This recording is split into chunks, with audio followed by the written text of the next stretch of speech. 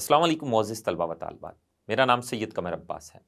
मोअज़्ज़िज़ तलबा व तालिबात, गुज़िश्ता लेक्चर में हम तिब्बी अदवियात के ज़राए पढ़ रहे थे और हमने 2 किस्म के ज़राए पढ़ लिए थे। इस लेक्चर में हम तिब्बी अदवियात के मज़ीद ज़राए पढ़ेंगे। तो आइए चलते हैं क्लास बोर्ड की जानिब। अस्सलाम वालेकुम मोअज़्ज़िज़ तलबा व तालिबात। हम गुज़िश्ता लेक्चर में तिब्बी अदवियात के बारे में पढ़ रहे थे। हमने तिब्बी अदवियात के बारे में जाना और उनकी इक़साम पढ़ी और साथ ही हमने तिब्बी अदवियात के 2 ज़राए पढ़े थे, जिसमें तालीफ़ी अदवियात और पौधों और फंजाई से हासिल होने वाली अदवियात थी। आज हम तिब्बी अदवियात के और ज़राया के बारे में पढ़ेंगे। आज हम तिब्बी अदवियात के बहुत सारे जो दूसरे ज़राए हैं, उनके बारे में भी इल्म हासिल करते हैं। तो तिब्बी अदवियात का एक और ज़रिया वो है जानवरों से हासिल करता तिब्बी अदवियात। ये तीसरा ज़रिया है तिब्बी अदवियात का, जहाँ से हम तिब्बी अदवियात हासिल करते हैं। तो जानवरों से हासिल करदा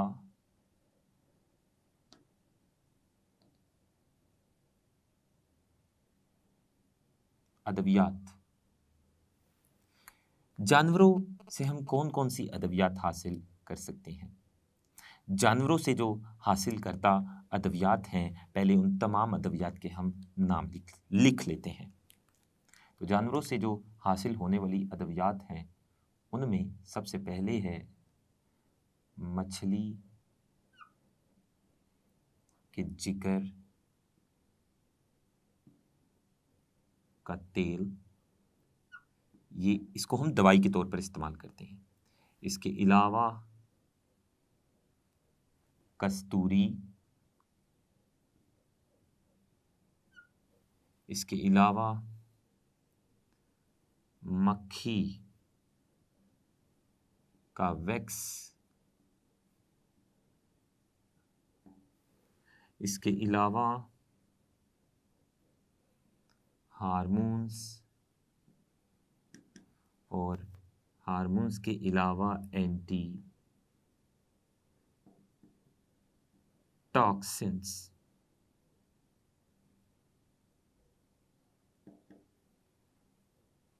तो ये कुछ दवाइयाँ हैं जो कि हम जानवरों से हासिल करते हैं। इन दवाइयों के जो ज़राए हैं वो हैवानी ज़राए हैं और ये दवाइयाँ ये जानवरों के जिस्म में पाए जाने वाले ग्लैंड्स की प्रोडक्ट्स हैं।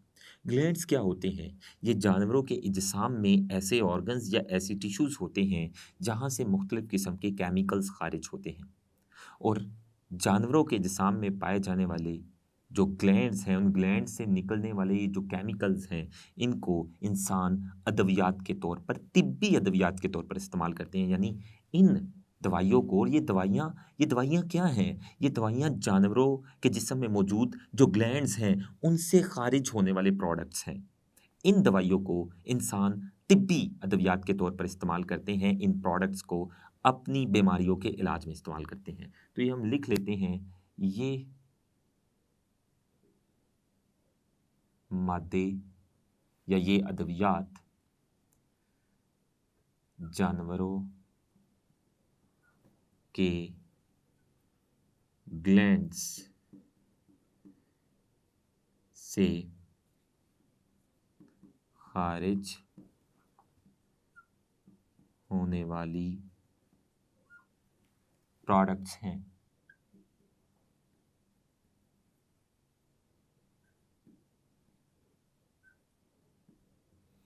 तो ये तमाम की तमाम अदवियात दरअसल ये जानवरों के इज्साम में मौजूद ग्लैंड्स से खारिज होने वाली प्रोडक्ट्स हैं और ये तमाम अदवियात हैवानी ज़राए यानी जानवरों से हासिल होने वाली अदवियात है और इन अदवियात को हम तिब्बी अदवियात के तौर पर यानी अपनी बीमारियों के इलाज के तौर पर इस्तेमाल करते हैं और ये बहुत अहम अदवियात है।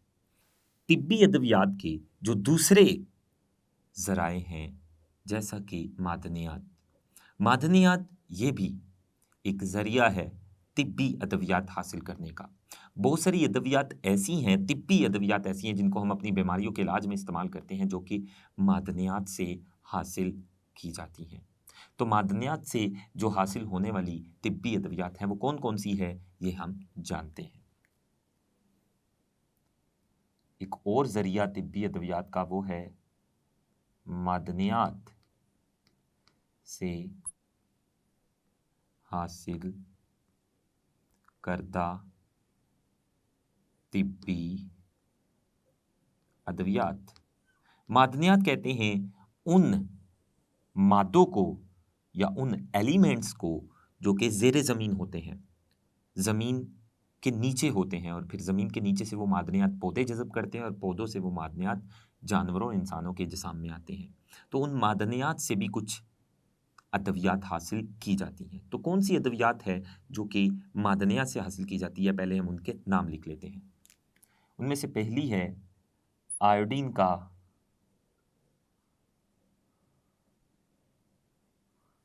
टिंक्चर, इसे पायोडीन भी कहते हैं। आयोडीन का टिंक्चर, इसी को पायोडीन कहते हैं। और दूसरी है आयोडीन का टिंक्चर, और इनमें से जो दूसरी है वो है सिल्वर नाइट्रेट का पाउडर।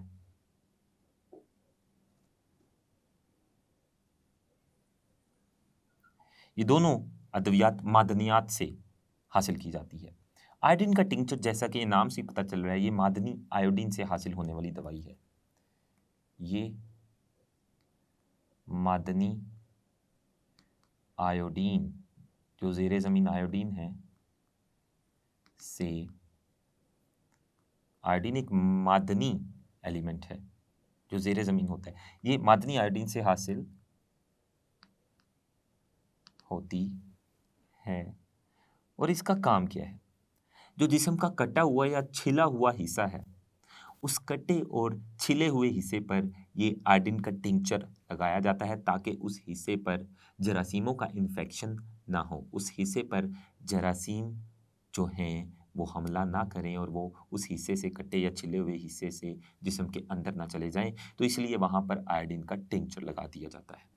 तो ये कटे और छिले हुए हिस्सों पर जरासीमों के इन्फेक्शन से उन हिस्सों को बचाती है। ये जिस्म के कटे और छिले हुए हिस्सों को इन्फेक्शन, जरासीमों के हमले से बचाने के लिए, इन्फेक्शन से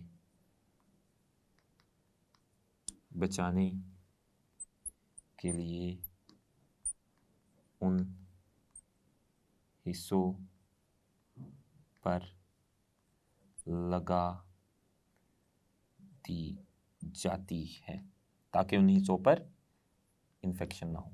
दूसरी जो मादनियात से हासिल करदा तिब्बी दवाई है वो है सिल्वर नाइट्रेट का पाउडर। सिल्वर नाइट्रेट के पाउडर को उन हिस्सों पर लगाया जाता है जिन हिस्सों पर ज़ख़म लगा हो और वहाँ से खून रस रहा हो। तो वो जो हिस्से जिस्म के जहाँ से खून रस रहा होता है, खून निकल रहा होता है, तो उन हिस्सों पर सिल्वर नाइट्रेट का पाउडर लगा दिया जाता है ताकि उन हिस्सों से खून रसना बंद हो और वो हिस्से इन्फेक्शन का शिकार ना हो। तो उन हिस्सों को इन्फेक्शन से बचाने के लिए और उनसे रसते हुए खून को बंद करने के लिए हम उन हिस्सों पर सिल्वर नाइट्रेट का पाउडर लगाते हैं। तो सिल्वर नाइट्रेट का पाउडर ये ज़ख्मी हिस्सों से रस्ता खून बंद करने के लिए और उनको इन्फेक्शन से बचाने के लिए इस्तेमाल होता है, उन ज़ख्मों पर लगा दिया जाता है ये पाउडर। तो ये मादनियात से हासिल होने वाली हमने तिब्बी अद्वियात पढ़ी। आप ये भी सुन लें कि एक एंटीबायोटिक है जिसका नाम टेरामाइसिन है। ये एंटीबायोटिक बैक्टीरिया से हासिल होती है और ये एंटीबायोटिक टेरामाइसिन ये बैक्टीरिया को मारने के लिए इस्तेमाल की जाती है। बहुत सारी दवाइयाँ बनाने वाली जो कंपनियां हैं वो फार्मास्यूटिकल कंपनियां कहलाती हैं। कुछ फार्मास्यूटिकल कंपनियों के जो मुहक्किकीन हैं उन्होंने 2 साल तक दुनिया के मुख्तलिफ हिस्सों से मट्टी लेकर उस मट्टी पर टेस्ट किए ताकि उस मट्टी से कोई दवाई हासिल कर सके। जब उन्होंने उस मट्टी पर जो दुनिया के मुख्तलिफ हिस्सों से मट्टी ली गई उस मट्टी पर टेस्ट किया, 2 साल तक वो मट्टी इकट्ठे करने पर लगे रहे और उनसे मट्टी हासिल होने वाली जो दुनिया के मुख्तलिफ हिस्सों से मट्टी हासिल हुई उस पर टेस्ट करते रहे और टेस्ट करने के बाद उस मट्टी से एक एंटीबायोटिक मिली जिसका नाम है टेरामाइसिन और उस एंटीबायोटिक को आज मुख्तलिफ बैक्टीरियल इन्फेक्शंस के इलाज में इस्तेमाल किया जा रहा है। तो टेरामाइसिन के बारे में ही मैं यहाँ पर लिखता चलूँ। टेरामाइसिन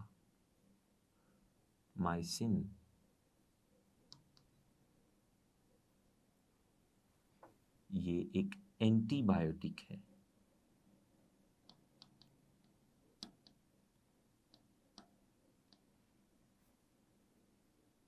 और ये एंटीबायोटिक टेरामाइसिन मट्टी से हासिल हुई और इस एंटीबायोटिक को मुख्तलिफ इन्फेक्शंस, मुख्तलिफ बैक्टीरियल इन्फेक्शंस, मुख्तलिफ बैक्टीरियल जो बैक्टीरिया की वजह से होने वाले इन्फेक्शन या बीमारियां उनके इलाज में इस्तेमाल किया जाता है और ये एक फार्मास्यूटिकल कंपनी के मुहक्किकीन के 2 साल तक दुनिया के मुख्तलिफ हिस्सों की मट्टी पर टेस्ट करने के नतीजा में ये एंटीबायोटिक सामने आई, दरियाफ्त हुई और इसको आज मुख्तलिफ इन्फेक्शंस के इलाज में इस्तेमाल किया जाता है।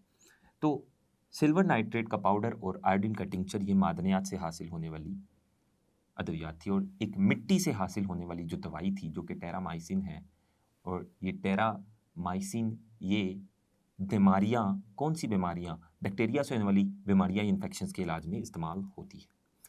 अब हम बैक्टीरिया से हासिल करदा तिब्बी अद्वियात के बारे में पढ़ते हैं। बैक्टीरिया भी एक जरिया है तिब्बी अद्वियात का। बैक्टीरिया से हासिल होने वाली तिब्बी अद्वियात, बैक्टीरिया से बहुत सारी किस्म की तिब्बी अद्वियात हासिल होती है। उनमें से एक है टेट्रामाइसिन।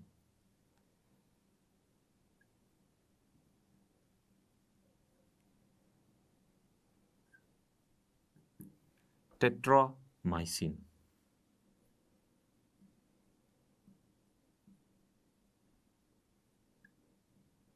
ये जो टेट्रामाइसिन है ये एक एंटीबायोटिक है।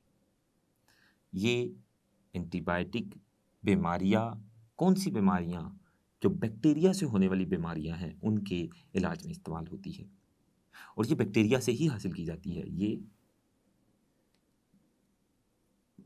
एक एंटीबायोटिक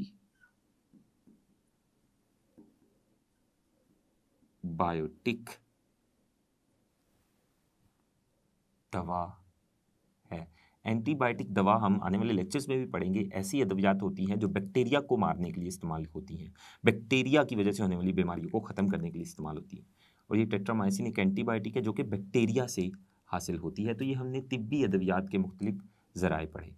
मैं आपको 2 ऐसे साइंसदानों के बारे में भी इस लेक्चर में बताना चाहूँगा जिनका फार्मास्यूटिकल की मैदान में, अद्वियात या फार्माकोलॉजी के मैदान में बहुत अहम किरदार था। उनमें से एक अलेक्जेंडर फ्लेमिंग था जो कि एक स्कॉटलैंड में रहने वाला बायोलॉजिस्ट था। उसका नाम था अलेक्जेंडर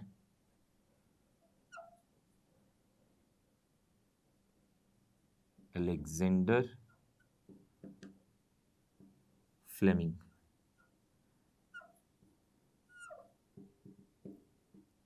ये जो अलेक्जेंडर फ्लेमिंग था ये एक स्कॉटिश बायोलॉजिस्ट था और इसने एक फंगस जिसका नाम पेनिसिलियम नोटेटम था उससे एक एंटीबायोटिक हासिल की थी जिसका नाम पेनिसिलिन था।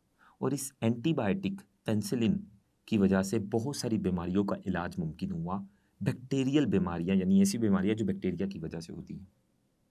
और इस एंटीबायोटिक पेनिसिलिन को दरियाफ्त करने की बुनियाद पर इसको 1945 में नोबेल प्राइज़ भी दिया गया। तो इसने क्या किया, इसने एक एंटीबायोटिक ऐसी दवाइयाँ होती हैं जो कि बैक्टीरिया से होने वाली बीमारियों के इलाज में इस्तेमाल होती हैं। इसने एक एंटीबायोटिक जिसका नाम पेनिसिलिन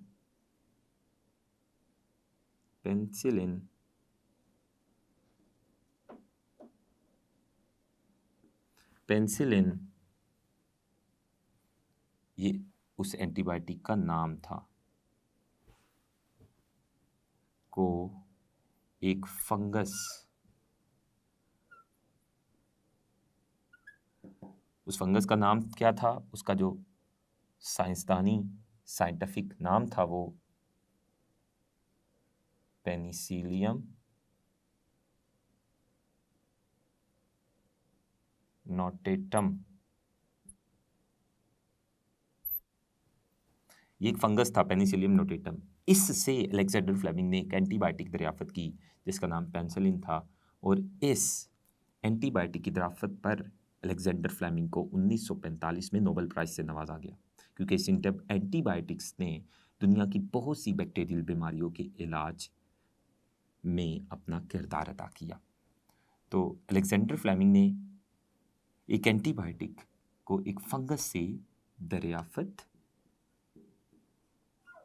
किया।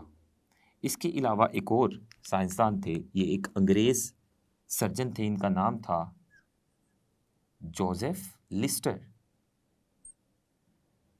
जोसेफ लिस्टर ये एक अंग्रेज सर्जन थे। इन्होंने पहली मर्तबा जरासीमों से पाक सर्जरी का ख्याल पेश किया और इन्होंने सर्जरी के आलात को जरासीमों से पाक करने के लिए और खून की सफाई के लिए एक केमिकल मुतारफ़ करवाया जिसका नाम कार्बोलिक एसिड था। कार्बोलिक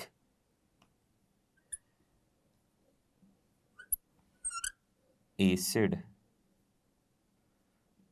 मुतारिफ करवाया और इस कार्बोलिक एसिड ने जरासीमों से पाक सर्जरी में अपना किरदार अदा किया और इस कार्बोलिक एसिड से ज़ख्मों को भी धोया जाता था जो ज़ख्म जरासीमों से आलूदा हों। तो ये आज हमने तिब्बी अदवियात के ज़राए और दो मशहूर साइंसदान के बारे में पढ़ा जिन्होंने अदवियात या फार्माकोलॉजी में अपना किरदार अदा किया।